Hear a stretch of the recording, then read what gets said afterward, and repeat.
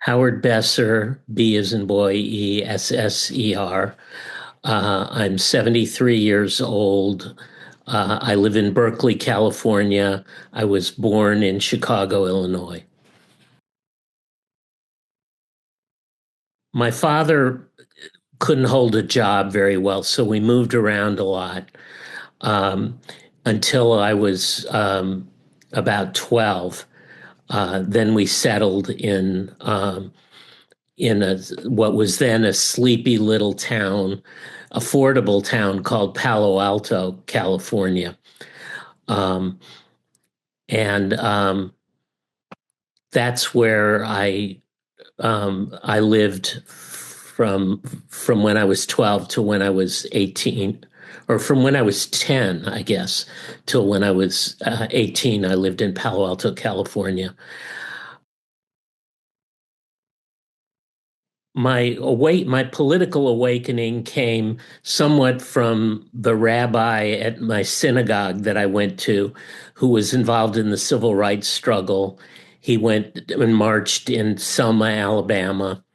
So that awakened me when I was 10 to 12 about social justice type of issues. My first actual political action that I took was Halloween 1964, when I was 12 years old.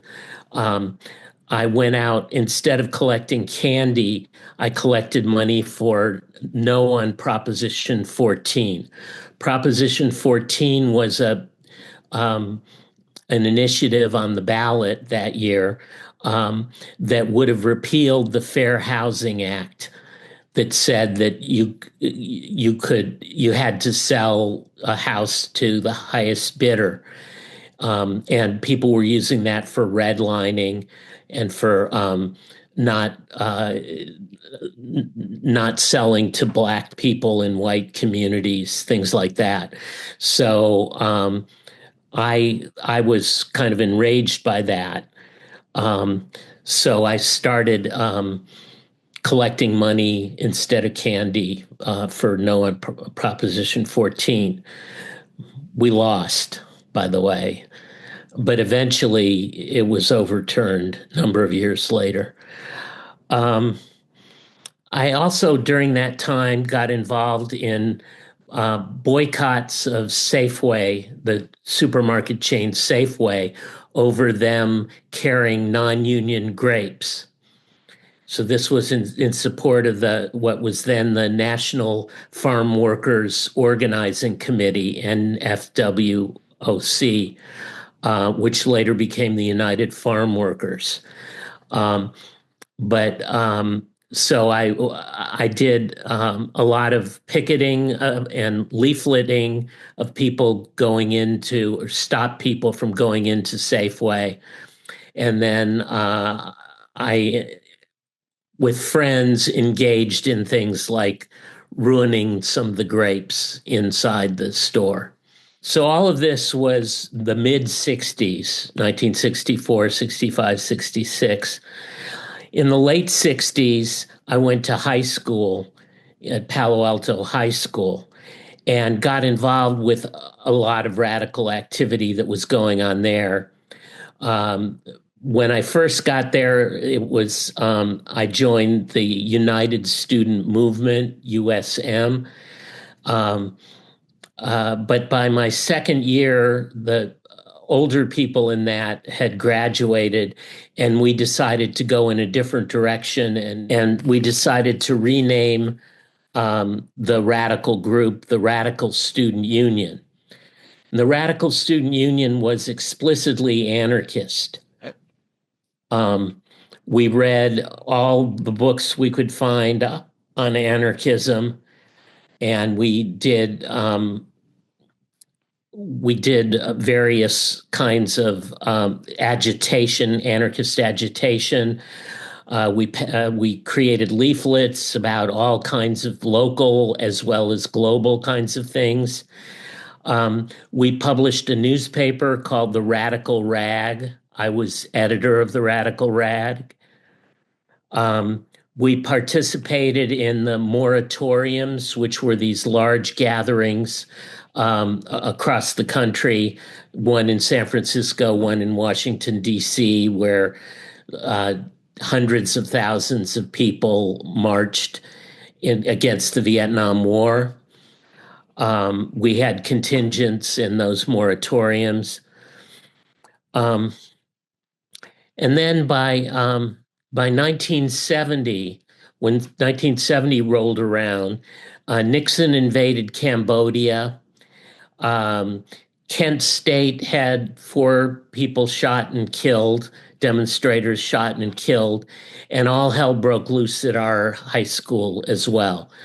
Um, we um, we called for a boycott of classes and a teach-in on the lawn in front of the school, and we had about half the students that went to our school out on the lawn having classes in disinformation, classes on COINTELPRO, classes on the Vietnam War and what it meant, things like that. So that was quite successful. We had the school classes were boycotted for a full week, with very few people attending class sessions, and then it was the end of the school year, so it kind of petered out because school was over and people had summer plans. In the meantime, while this was going on, this is all through my high school years. I was also the treasurer of a group called the Free People's Free Music Company. We held concerts in a plaza in downtown Palo Alto that that they had trouble shutting down. The police had trouble shutting down, and we collected money for the band and for the sound system and things. And I was in charge of the money for that. But it ended up being confrontational with the police, and gaining a lot of favor from people, seeing that the police were shutting down kids listening to music outdoors where they had nothing better to do on a weekend, on a Saturday night. This was just Saturday nights. So that helped radicalize a lot of people, I think. So those are my high school days. So in 1970, I moved to Berkeley to go to school.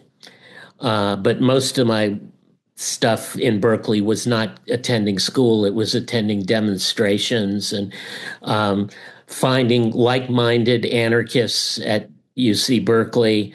There was the Parker Street Anarchist House that I used to hang out at. My house was called Dada House.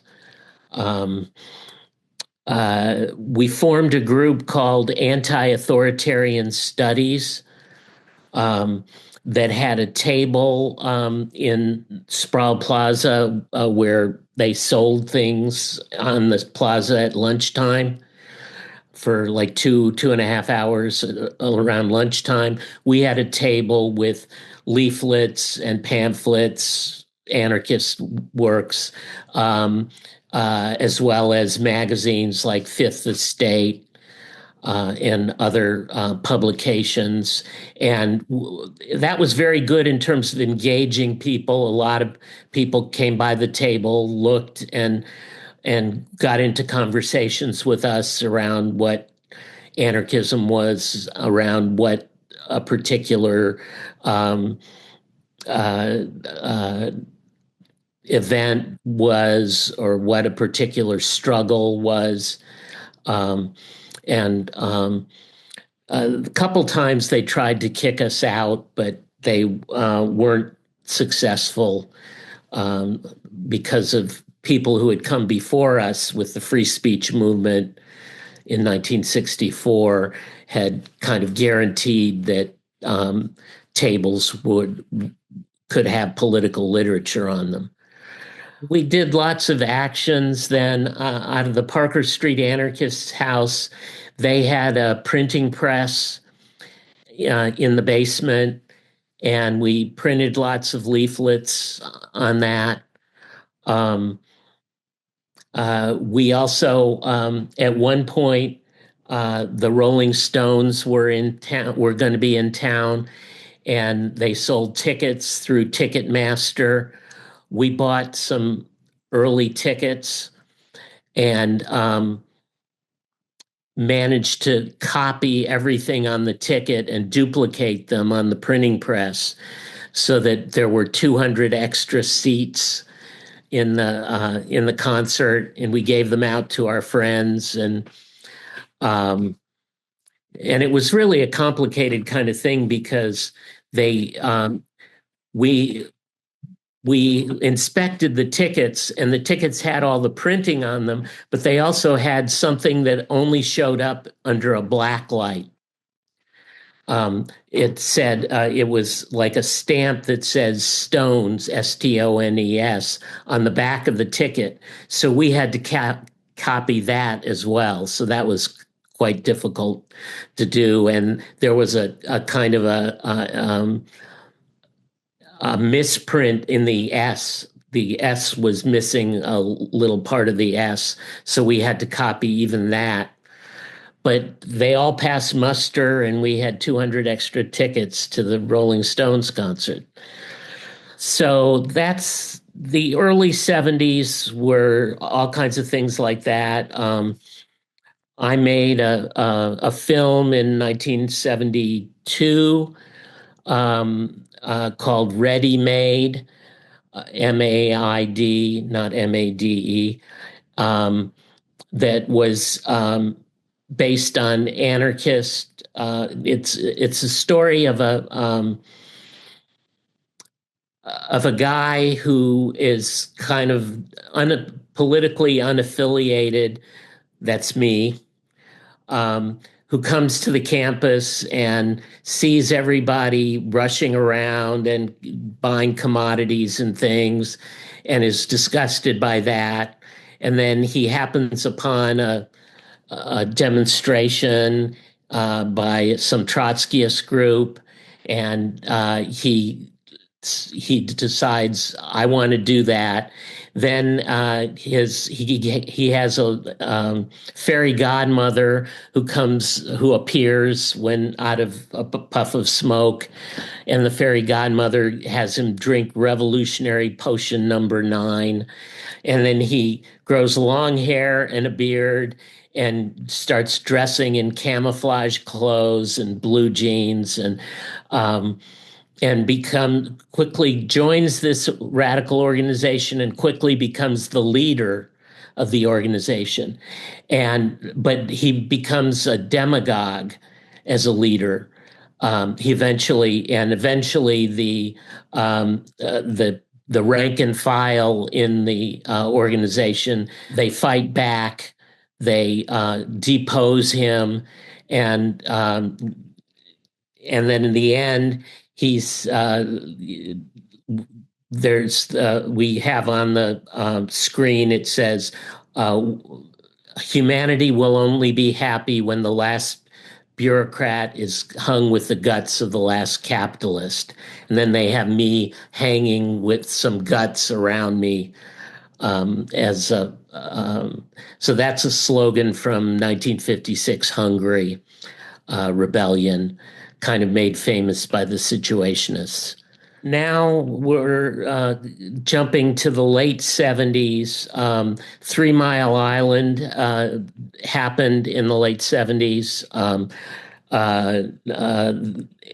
We to get people in the Bay Area, San Francisco Bay Area, launched a conference called No Nukes is Not Enough. Basically, to just be against nuclear power is not enough. We have to be against everyday life, against capital, against bureaucracy, and the struggle to have a more playful everyday life. I joined a group called Direct Current, which was an affinity group within the Abalone Alliance. The East Coast had what was called the Clamshell Alliance, fighting against nuclear power. The West Coast had the Abalone Alliance. So Direct Current was within the Abalone Alliance, but we were fighting, unlike most of the Abalone Alliance member groups were just worried about or they were focused on nuclear power and anti the power company in Northern California and trying to get them to not build a new nuclear power station. We advocated direct action. We gave instructions to people on how to turn back their electric meters or how to bypass their electric meters so that they wouldn't have to pay for electricity. This led into the early 80s where there was just flurries of activity. I was living in Berkeley, but I started seeing a woman named Terry Downs who lived in an anarchist house in San Francisco in the Haight district. And so I was spending half my time in the Haight and half my time in Berkeley. Um, and both places were hotbeds of anarchist resistance, things going on. Both anarchist and situationist things going on. We had a printing press in the Haight Street house where we printed all types of leaflets. We could print posters, small posters, 11 by 17 posters. We called it O Press, OH Press, O Press. And we, during that time, I was involved in a whole bunch of different activities. Work and Pay was a magazine that we put out. Processed World was another magazine that people in our group put out. No Middle Ground was an organization focused on Latin American support for this was when leftists opposed the arming of the Contras in Nicaragua, and we were saying there's no middle ground. You can't just it's not enough to just oppose the Contras because the Contras some elements that were being like the Mesquite Indians were lumped together with the Contras, and that they had actually a position that was anti-Sandinista, but also anti-capital. We also published in Berkeley, we published something called The Daily Battle, that was a leaflet. We published. It was like a 8-page publication. During that time, we worked on local issues like gentrification or the bus fares when they decided to double the fare for buses. We would we pick a day and a busy bus line, and we'd get at a bus stop, and about half of us would pay for we'd go in, pay, and sit in the back seats throughout the bus. And then the last few of us would go in, refuse to pay, and start singing, "We can't pay, we won't pay," do a little theater where we had a wig dressed up as the mayor of town, and did a little agitprop kind of thing there. And then we had people planted in the seats in sitting down in the bus who were going, yay, hooray, hooray, we won't pay either. Give us our money back, blah, blah, blah. So there was lots of agitprop kinds of things that we did. And probably the biggest, the group that did the most of those agitprops was a group called Union of Concerned Commies. These were basically situationists, um, but people flowed in between the various groups. Like our work and pay group, several people were also in Union of Concerned Commies. Some Union of Concerned Commies people would help with our Press publications. There was a lot of crossover between all these groups, and there were really a lot of groups. We didn't just deal with local things, we dealt with national things. In 1964, I'm sorry, in 1984, the Democratic National Convention was in San Francisco. And so we started having demonstrations against the Democrats. Fairly typical, like not quite like Chicago in 1968, but like a lot of the demonstrations in subsequent years where people came to San Francisco just to demonstrate against the convention being there. We also did international work. As I said, we did stuff around Nicaragua. We did stuff around Poland. Terry Downs and myself went to Europe to work on a project called the International Blacklist. This was a list of anarchist organizations throughout the world. So it was newspapers, info shops, publications, book publishers, and explicitly anarchist houses. People used it a lot for crashing on people's, visiting a European country and finding someone to crash on, finding someone who would let you crash on their couch. They used it for that, but also for making connections. And we brought together lots of people in a city that didn't know each other, found each other through the International Blacklist.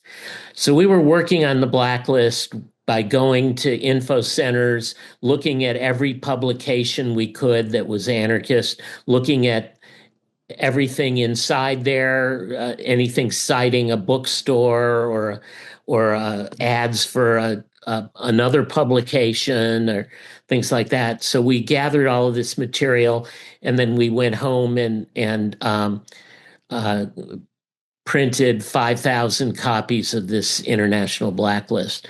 And we included lots of cartoons that we got from these various publications. And so it's a graphically very pretty, and it's still used. A lot of the things are out of date in it, but it's still useful. So while we were in Europe gathering that information, we were keeping our eyes on Poland because there had been some strikes in Poland earlier in the summer. This is summer of 1980. So when we heard that people had taken over a shipyard, striking workers had taken over a shipyard in Poland, we dropped everything we were doing and we headed to Poland, and we got in there just before they closed the country to tourists. And so we actually managed to finagle ourselves into the uh, headquarters of Solidarity, the union in Poland, and um, we got to address the workers on our on their internal loudspeaker system, and sent the our translator had wanted to get into the we when we got there to outside the gates of the shipyard, we met a Polish guy who offered to translate for us. And so when we tried to get in, he translated. We think he told them that we were representatives of labor organizations in the United States, when instead we told him we were representatives of anarchist organizations in the United States. So we think that we got in because they thought we were from the AFL-CIO or something like that. But once we were in, it was clear. We made clear what our position was. And this was a bottom-up strike with delegates, revocable delegates, temporary delegates sent to a central place where decisions were made. And we wrote about it in a book that we published afterwards called How the Polish Workers Made the News.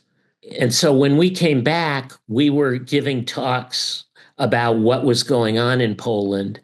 And this was particularly a way of tweaking the Communist Party type people, because they were all, these are capitalists that are striking, these are renegades. Yeah, they can't oppose a socialist state like Poland had at the time.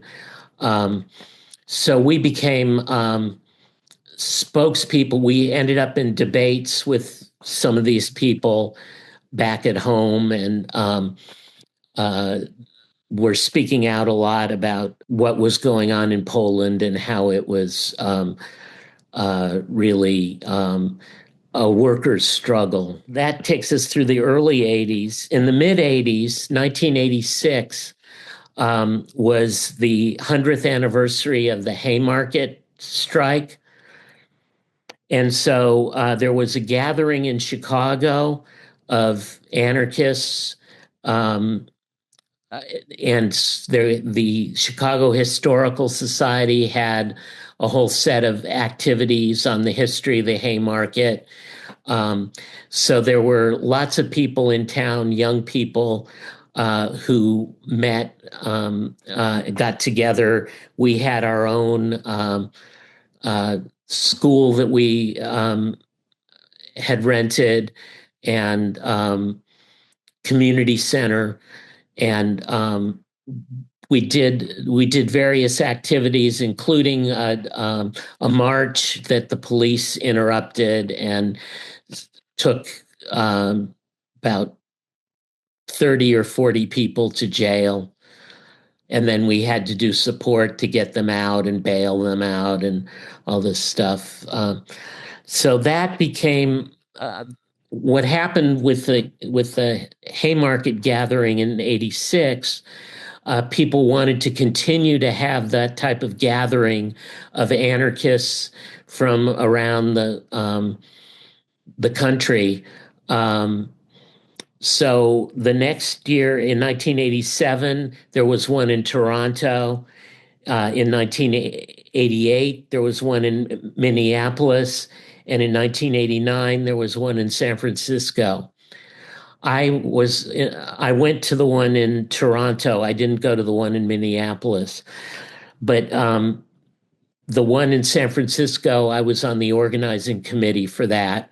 We called the event Without Borders. And this was about a 3-day event. We rented a school, and we had teach-ins, we had meetings, seminar kind of things in lots of different classrooms simultaneously. We had a whole program for what we were doing, and we had marches and direct action type tactics and things. And that was fairly successful, but no one wanted to take up the mantle to do it again in 1990.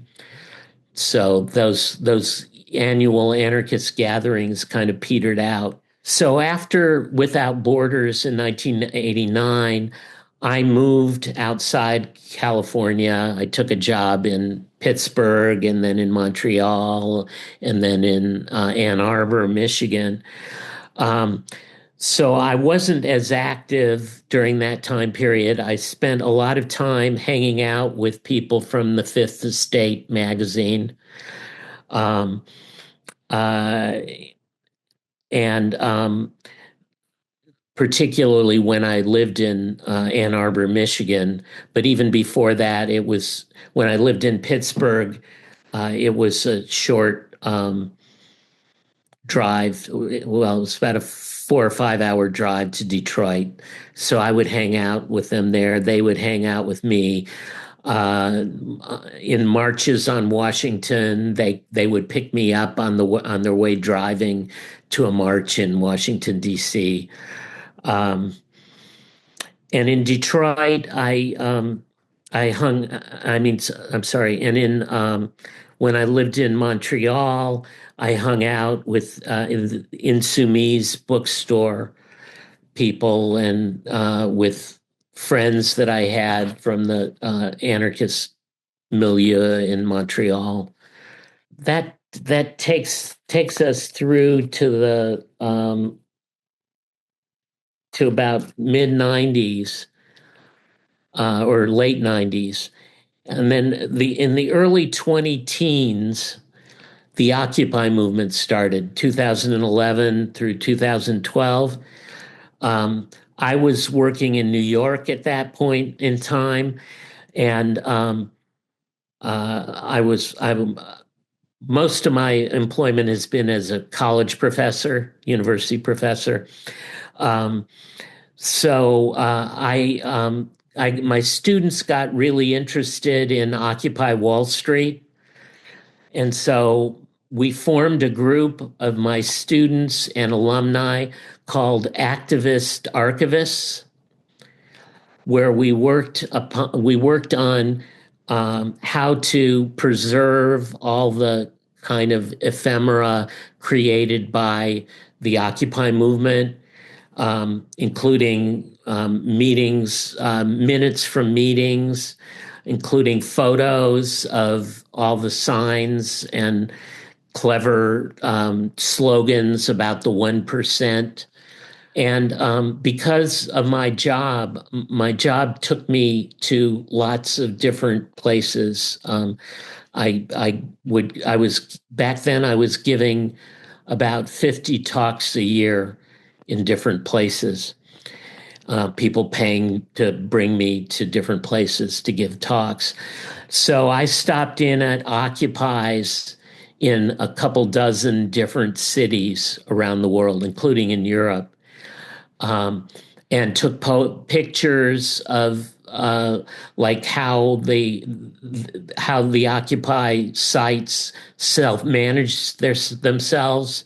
You know, the food area, the media area, the library, archive, the technology area for with Wi-Fi routers and things like that. So I took pictures of all of those things and shared them with the different places I would go, the different Occupy sites that I would go.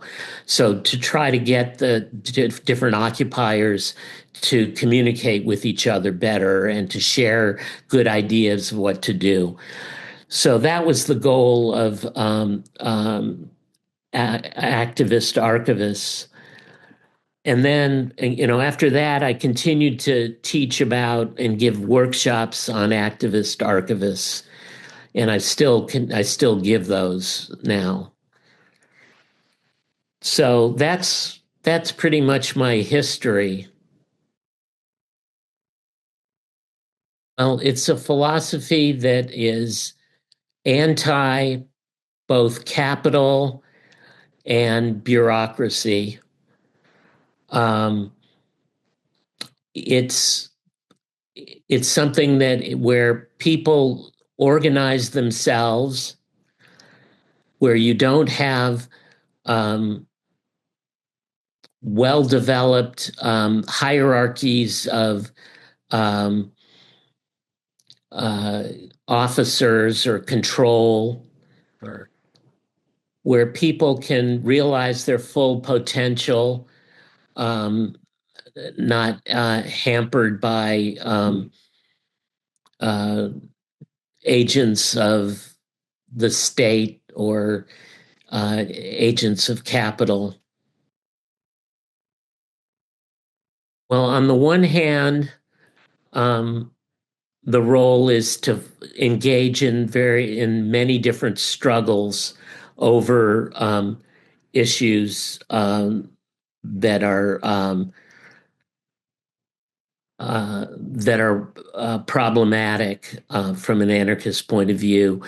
And that means going into a struggle like, for example, justice in Palestine, but with, as part of that, to not just accept, not fully align with everyone else in the Justice for Palestine movement, but to also explicitly uh, uh, have